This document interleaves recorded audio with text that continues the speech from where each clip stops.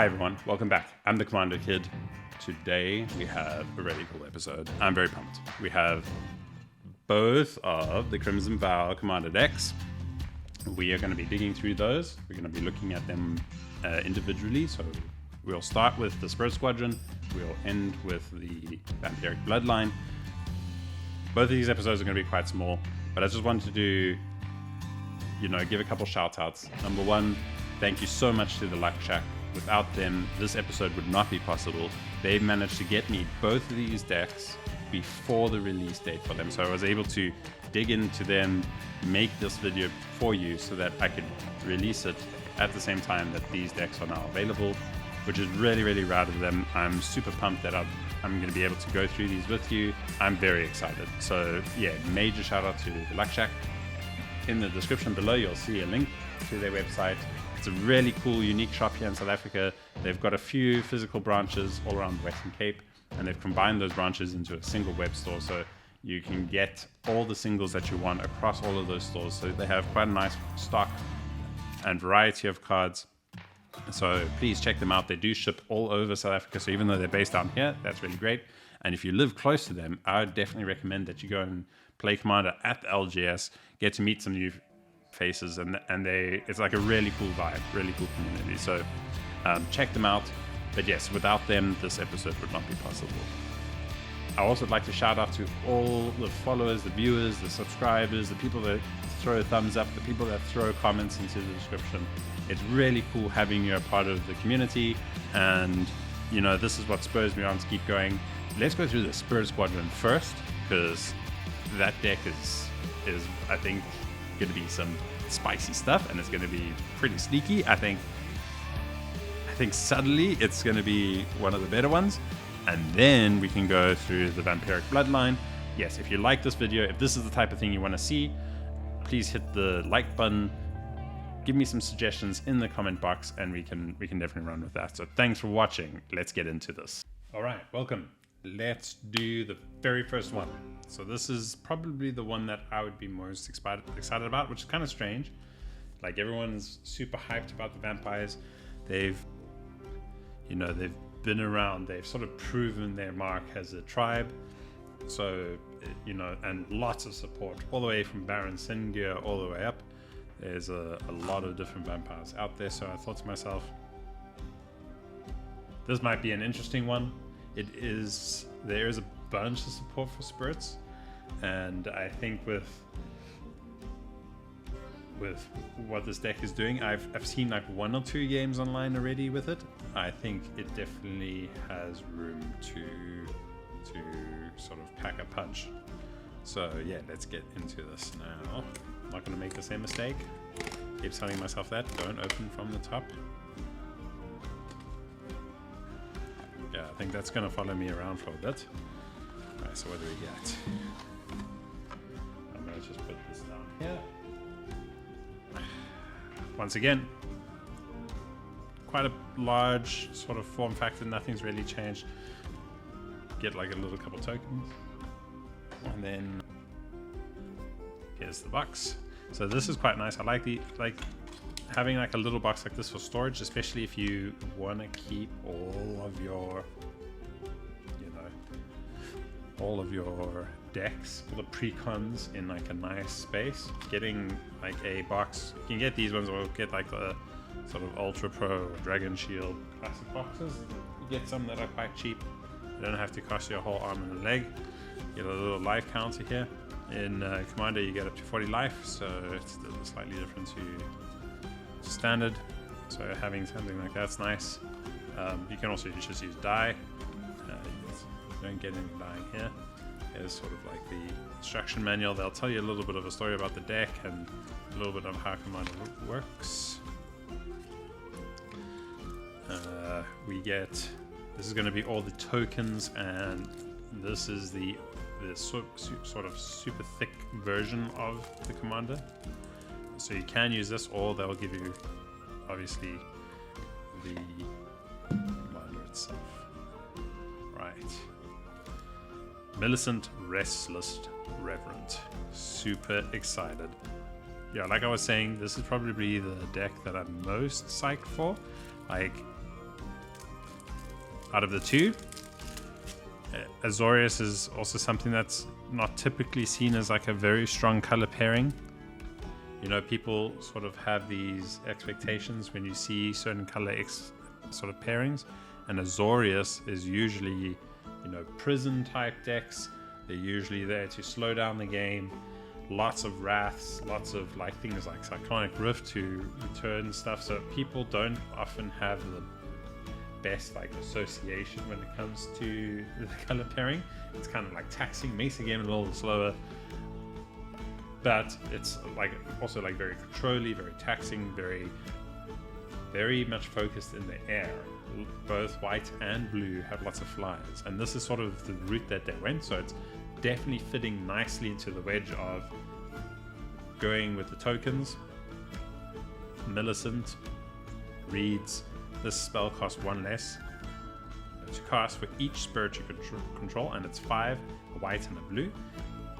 It has flying, it's a 4/4, and whenever Millicent Restless Reverend or another non-token creature you control dies or deals combat to a player, create a 1/1 white spirit creature token with flying. So this is going to make loads of bodies, lots of spirits, lots of flying, which is very, very neat.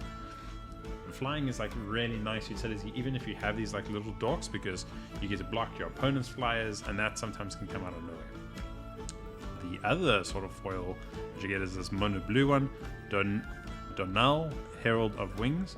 This one I think is actually quite pricey at the moment. When I say pricey, it's like a couple of bucks. I think it's like $5 or so. Whenever you cast a non-legendary creature spell with flying, you may copy it, except the copy is a 1/1 spirit in addition to its other times. And you can only do this once each turn. Each turn is quite nice, so it's not just on your turns, it's also on your opponent's turns. The copying thing is really neat, right?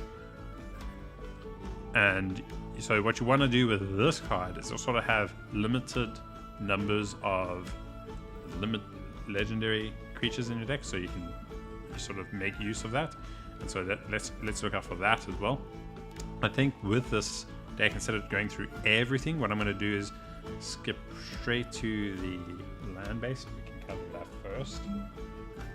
Usually with 2 colored decks, right? So what you're going to get is a stack of plains, a stack of islands. I really like the artwork from like Innistrad. So Innistrad artwork, it's kind of dark and broody.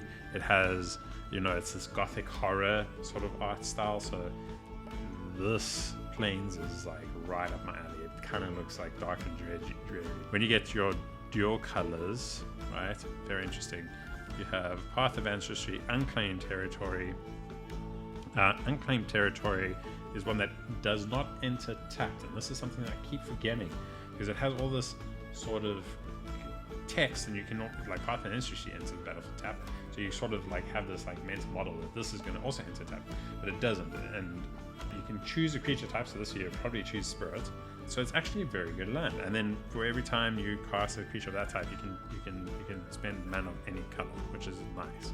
So those are your every color lands, and then you get a Temple of the False God, Myriad Landscape, and Azorius Chancery. These 3 enter tapped. Your Temple of the False God, it is also a conditional land. You need to hit 5 or more lands before that even turns on. So I usually take these out. I used to play a lot with Temple of the False God. It's real feel bad if you get in the early phase. So I actually removed this. I'm surprised you didn't get an Exotic Orchard in this sort of deck, because that's also the one that you'd probably see. That's one that you would probably also see in your precons, but you can add that here. What you probably want, right, is the other dual type lands. I'm surprised you only got this many sort of ways of adding more. You got your Flooded Strands, which are way more on the upper end. You have your Glacial Fortresses. You have your Hallowed Fountains. There's a lot of like these dual colors that have conditions. So when they enter, they can either enter tapped or untapped, and you can sort of pick whether you take 2 damage or, you know, whether think it's a Sea of Clouds, which also has conditions on you having a certain number of opponents. So there's those lands which are really great, right? Because you want to be able to access both your planes and your island mana, when casting spells. And so far we haven't seen too many like double or triple pips of a single color, so that would definitely speak to you having more dual sort of lands. So this land base needs a lot of work. I would remove a lot of those sort of singles. I know with this deck specifically there are certain cards that help you ramp, but ramp with planes, and so we'll get into those, but just make note of that. So you probably want to keep more planes and as basics in this deck than islands, but it all depends on also how you upgrade and what your ending looks like.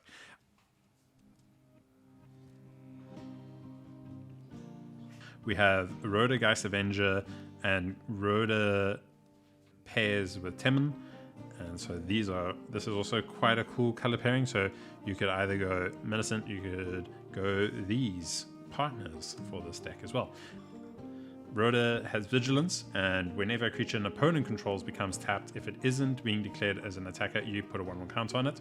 And Timon is the other one, and this one's really spicy because at the beginning of each combat, tap up to one target creature. It does work as you play it. So if you play this in your first main combat phase, on your combat step, you get to tap down one target creature. But then as the rotation of the table goes, you can start tapping down things.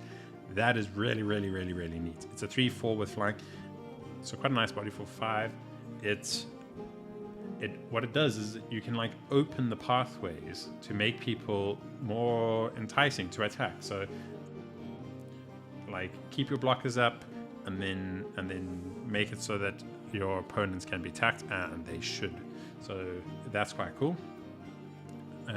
Drog Skull reinforcements. Other spirits you control have melee, and melee is whenever a creature attacks, it gets +1/+1 until end of turn for each opponent you have declared this combat. You have attacked, this combat. Prevent all non-combat damage that would be dealt to spirits you control. So it's got a nice passive ability there. I don't know how relevant that would be because it's non-combat damage. You would sort of maybe anticipate more like prevent just damage, which would be insane, but very, very cool. So it's quite nice. The fact that it's got that melee ability is sneaky. It doesn't stick around forever. It does give like an anthem attack on attack, and that's sort of what we might want in this deck. Haunted Library is also one that's sort of getting a little buzz at the moment. So it's a 2-mana enchantment. Whenever a creature an opponent controls dies, you may pay 1. If you do, create a 1/1 white spirit creature token with flying. So quite nice. It's quite kind of weird, right? Your opponent's creatures dies, but you get their ghosts. That's interesting. Priest of the Blessed Graph. At the beginning of your end step, create X 1/1 spirit creature tokens with flying, where X is the number of opponents you control that have more lands than you. Very white, so it's all about having that good balance, making sure that like if somebody's got more than you in any one way, you get some sort of benefit to close up that gap. And that's sort of how white plays. It's all about balance, which is kind of weird because all the other colors are there to like break balance and it's trying to like keep up. And so this is why white, I think, is a little sort of behind over the last few years. But this is also great. It makes a lot of spirits, and what's nice is it's your end step, so you can be a little bit more greedy in attacking, so you don't have to think about putting up blockers, because this will create those blockers for you at the end step, which is quite nice. Storm of Souls. This is for 6 mana. Return all creature cards from your graveyard to the battlefield. Each of them is a 1/1 spirit with flying, in addition to its other types. Exile Storm of Souls for 6. Mass Reanimate. Very neat.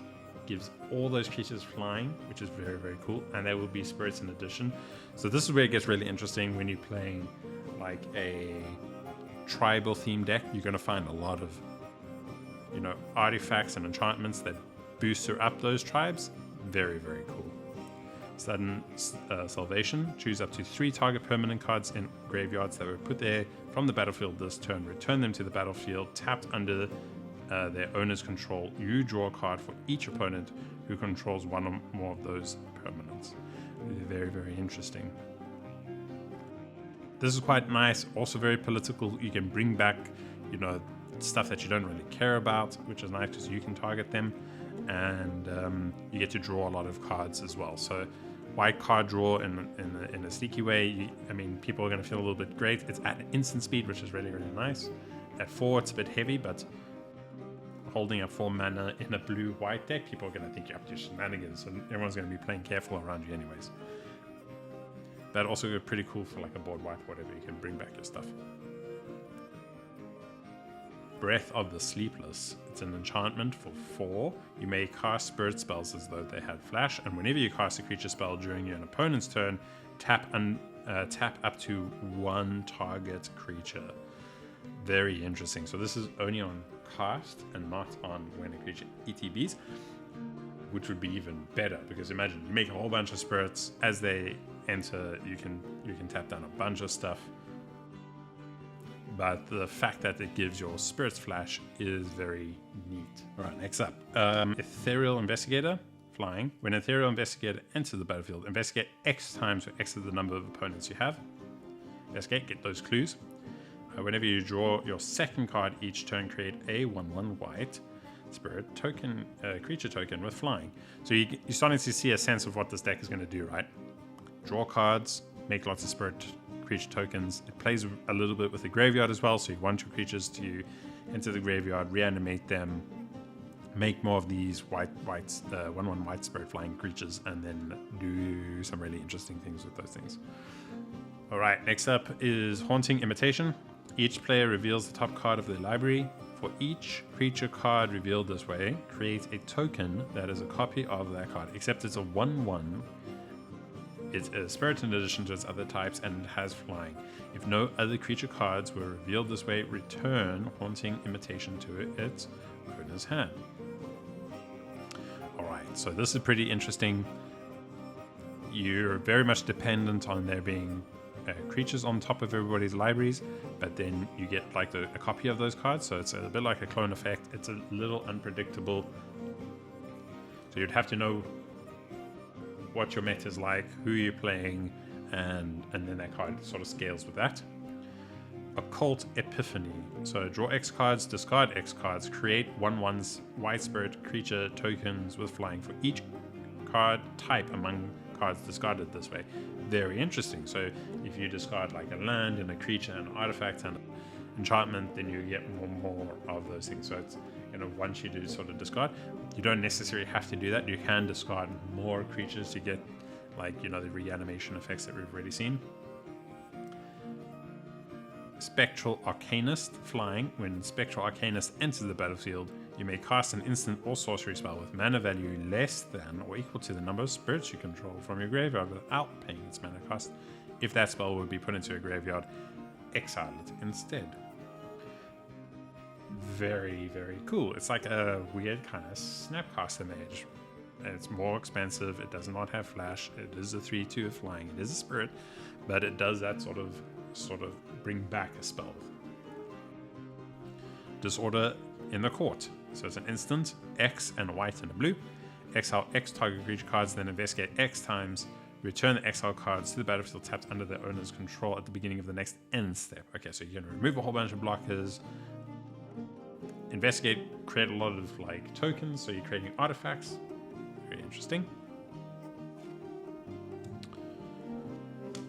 Here's a reprint. Angel of Flight Alabaster. So the flying. At the beginning of your upkeep, return target spirit card from your graveyard to your hand. There's like a really cool story with the artwork of this angel specifically. So Howard Lyon is the artist for this, and he painted like a number of other cards showing sort of this angel's history. Very, very cool. I might bring some of those artworks up so you can see the story a bit. She starts off really good and then she ends up dying at the end, so not super great. Benevolent Offering. Choose an opponent. You and that player each create 3/1/1 white spirit creature tokens with flying. Choose an opponent. You gain 2 life for each creature you control, and that player gains 2 life for each creature they control. Very cool. These offering type cards are really nice. You get to choose, so that's quite cool. And so you can like get away from giving somebody that's playing Aristocrats or something like that. Boreas Charger, also a nice reprint. This is was one of the very few ways of ramping in white. So Boreas Charger leaves the battlefield, choose an opponent who controls more lands. You search your library for a number of planes equal to the difference. Reveal those cards, put one on the battlefield and the rest into your hand. So you sort of want to play it and get it blocked or something like that to ramp up. Bygone Bishop, also a reprint. Flying whenever you cast a creature spell with mana 3 or less, investigate. Custody Soulbinders. Custody Soulbinders enter the battlefield with X. 1/1 counters on it. X is the number of creatures on the battlefield. So you can imagine that going to get real big. And then you can remove 1 counter for 3 mana, and Custody Soulbinders then creates a 1/1 white creature token, spirit creature token with flying. This is a way of like making more on a creature. You can do that over and over if you have all the mana for it. Fel the Mighty, also a cool reprint. Very sweet art. I can imagine that would look real cool with in a foil treatment. Destroy all creatures with power greater than target creature's power. So you get to pick. Hallowed Spirit Keeper. Now this is a card. This is its second reprint ever, I think. It was reprinted in a Commander set a while ago, and there's actually a few decks that want this thing in it. And so I know at one stage this was like $5 or $6, and so it's probably going to be about $3 now, I reckon. Hallowed Spirit Keeper has Vigilance. It's a 3/2 with 4/3, and when it dies, create X 1/1 white spirit creature tokens with flying, where X is the number of creature cards in your graveyard. So there's ways of like killing it, reanimating it, killing it, reanimating it, and doing stuff with those spirit bodies. Hanged Executioner. This is flying 1/1 for 3. When Hanged Executioner enters the battlefield, create a 1/1 white spirit creature token with flying. So it just creates one other body, and then you can exile it to exile target creature for 4. Sorry, not too solid on that card, but quite interesting. Karmic Guide, as you know, they're like maybe hinting. So Karmic Guide is quite a famous card in Magic. You can do a couple of different combos with it, and Revelark. So interesting. It is a spirit and an angel. It's got flying, protection from black. It costs 5. It's a 2/2. When it ETBs, you can return a target creature card from your graveyard to the battlefield. There's very little conditions on that. You can also echo it out for the same mana cost, and at the beginning of your upkeep, this creature under your control, since the beginning of your upkeep, sacrifice it unless you play its echo cost. So as you play it, you need to echo it the next turn to keep it around, or it dies. Tari's Wrath. Destroy all creatures that can't be regenerated for 6. Threshold. If you have 7 or more cards in your graveyard, instead destroy all creatures, then create 2 and 1 white spirit token creatures with flying. Creatures destroyed this way can't be regenerated. So it's a Wrath, and you can Wrath and get a little payoff if you have Threshold. Knight of the White Orchid. This is also a reprint. I don't think it's a very expensive card, but it's a nice one for ramping. So it's a 2/2 for 2 with Spur Strike. When it enters the battlefield, if an opponent controls more lands than you may search your library for planes and put it into the battlefield. So it puts it into the battlefield. So it's quite nice for that on the body, and it's when it's ETB, so if you can flicker it, you can get that effect multiple times. Manes of the Meek, super great card for draw in white. Whenever another creature with power 2 or less enters the battlefield under your control, you may pay 1 and draw a card. So that's really neat. You don't have to cast the creature, you just have to have it ETB. So imagine you create a whole bunch of 1/1 white spirit tokens, they ETB, you get to like pay 1 for each of them and draw cards. Mirror Entity. This is where it gets quite interesting, and you're now playing towards the tribal aspects of it.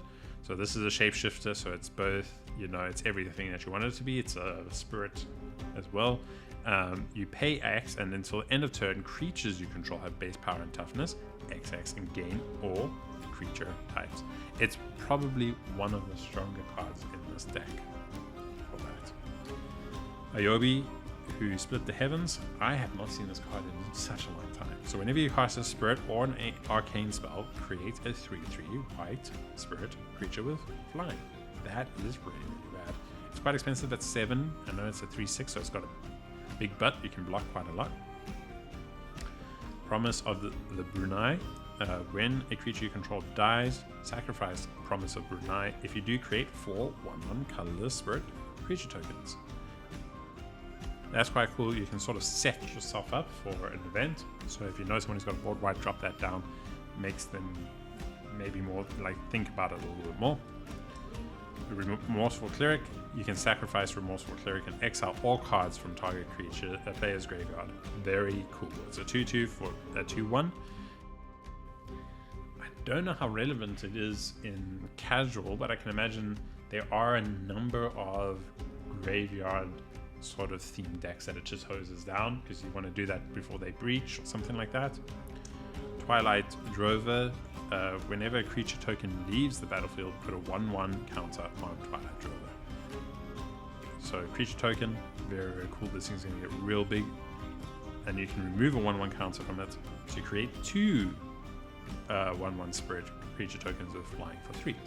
And you can do that multiple times as well. Windborn Muse. Creatures, so this is kind of like a wall-y type effect, so it kind of puts up a wall. Your creatures can't attack you unless their controller plays 2 for each they control attacking you. Really nice. Flood of Tears. Return all non-land permanents to their owner's hands. If you remove 4 or more non-token permanents you control this way, you may put a permanent card from your hand onto the battlefield. So it's like a Cyclonic Rift, but more asymmetrical, and you sort of get a permanent. Ghostly Pilferer. So this is a pretty cool card. It is a spirit. It allows you to draw, so whenever it becomes untap, you pay 2 if you do draw a card, and when an opponent casts a spell from anywhere other than their hand, draw a card, and you can discard a card, and then this card can't be blocked. Kami of the Crescent Moon. At the beginning of each player's draw step, that player draws an additional card. Kami of the Crescent Moon is super great. It's got like a sneaky face. He also makes a pretty good commander. Alright. Midnight Clock. Midnight Clock is an interesting card. It's one of the newer cards, but it does this really cool thing that every upkeep you put a counter on it, and once you reach 12, you get to draw a bunch of cards. So it's a nice way of refilling your hand if you're going to burn through them really quickly. Rattle Chains, Flying Flash. When Rattle Chains enters the battlefield, target creature gains hexproof until the end of turn. You cast spirit spells as though they had flash. Very cool. Shacklegeist. So Shacklegeist is flying, can only block creatures with flying. Interesting. And tap 2, untap spirits to control tap target creature. So reprint. Supreme Phantom. Flying. Other spirits you control get 1. Here's your anthem effects. Variety Circle. Very cool card. I really like this card. Whenever a creature an opponent controls becomes tapped, if it wasn't declared as an attacker, you may draw a card. And you can pay 5 to tap a target creature without flying. Dovin Grand Arbiter.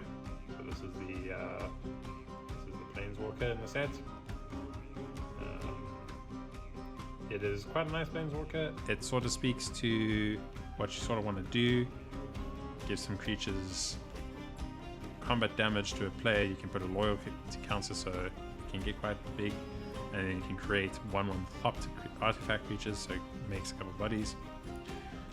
Ooh, Geist of Sanctroft. This card used to be so expensive in Standard when it was like real big. There's a big deck that used to play with it. It has hexproof, which makes it a very cool commander to play. So just having this as a potential option one day, but people generally play this with more like a Voltron theme where you make it unblockable and you can make like a ton of bodies with it.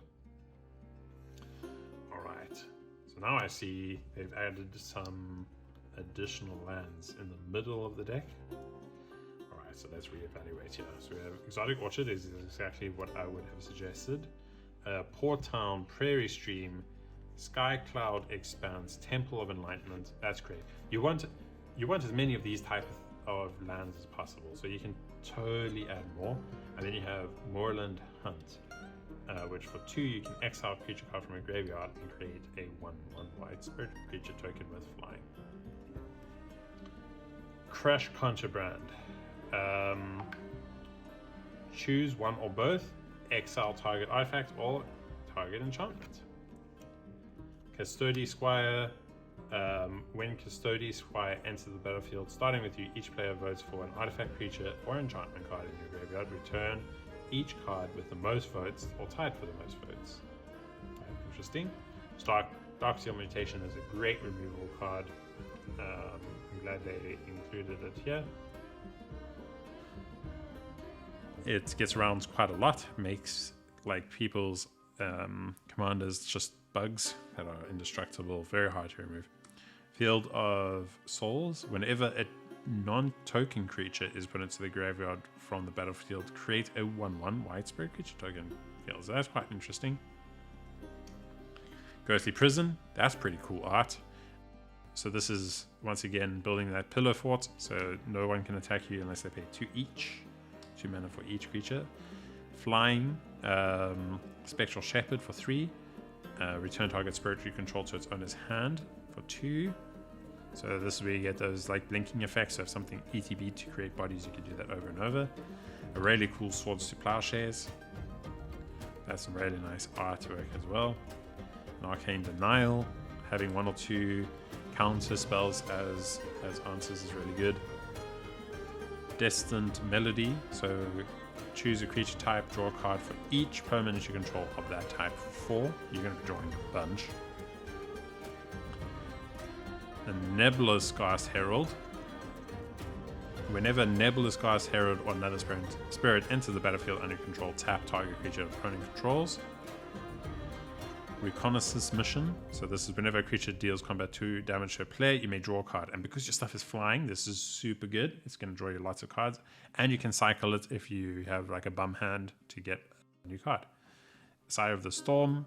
Flying. Whenever you cast a spirit or arcane spell, you can draw a card.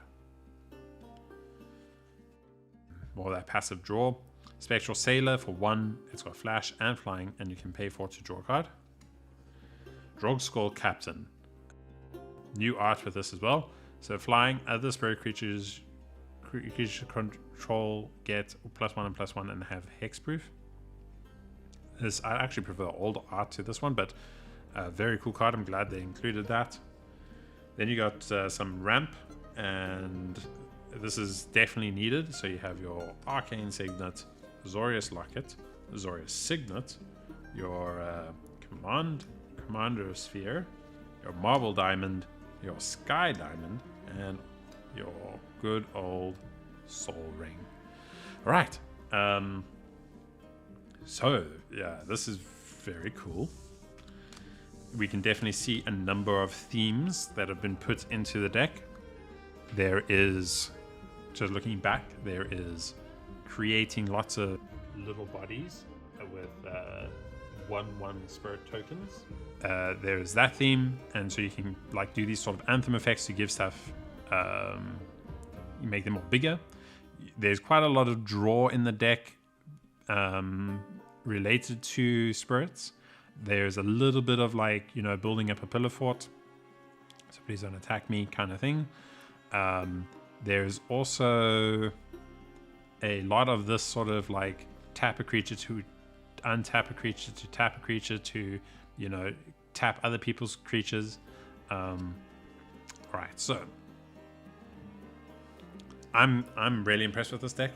I think just out of the box, it's gonna do super well. All right, so now that we've gone through this deck, I've pretty much like opened a significant number of like precon decks in my lifetime, right from the very first Commander decks that came out. I'm looking at this in comparison to other decks that have come around. I think this one has a lot of interconnected synergies. I think it's got like quite nice lines, and it's probably the first like spirit-centric commander that's actually doing the stuff that you want from the spirit side. So for me, if you are a fan of Azorius or haven't gotten an Azorius deck or don't have a good tribal deck, this might be the deck for you. I'm going to rate this deck like an 8.5. I think it's pretty cool. I wouldn't, like in terms of power level, I would say out of the box it's probably like a 6. With some tuning, you could probably get this thing up to like an 8 or so. I think like you'll probably be a major threat by like turn 4, turn 5 with the right cards in this deck. Cool. So yeah, let's go into what can we add to this deck to make it much stronger. All right, we're going to add a couple dual lands: Glacial Fortress, Hallowed Fountain, your Deserted Beach, your Sea of Clouds, and your Nimbus Mage. These are really great, quite cheap. You can get them quite easily. Then your multi-face lands, your Mystic Gate. Flooded Strand's a little expensive, but then you can also add, some utility with Emeria, which is also a very good card in this deck, as you can sort of resurrect cards from your bin. Next up is Getting Pumped. So we have Intangible Virtue, Vanquish's Banner, Empyrean Eagle, and the Practitioner Geist. These all really work well with spirits. Next up we have Cathars Crusade, Coat of Arms, and Achroma's Will. If you go wide with flying spirits, you want to have the best way of making them really strong. These are the cards that will do that. Next up, we've got the Spirit. These are cards that work really well with the tribal theme. We have Anointed Procession, Kindred to Discovery, Herald's Horn, and Court of Grace. These work really well with spirits, and especially with any really tribe, but these in this color pairing are super good. Okay, so how do we win? I thought let's look at one card in particular, Strixhaven Stadium. This is a newer card, but I think with this deck, going wide with spirits that have evasion, this is a really cool, interesting way of winning, and it's not something that people would always expect from every deck. This is a great home for this card. That's a wrap. I just want to apologize for my voice I hear at the end. I've got laryngitis, so if I sound a bit rough, I'm sorry. I'm so happy that I got the chance to open these decks and walk through them with you. And if you would like to subscribe to our channel, we're going to go do some really cool stuff coming up. And thanks for watching.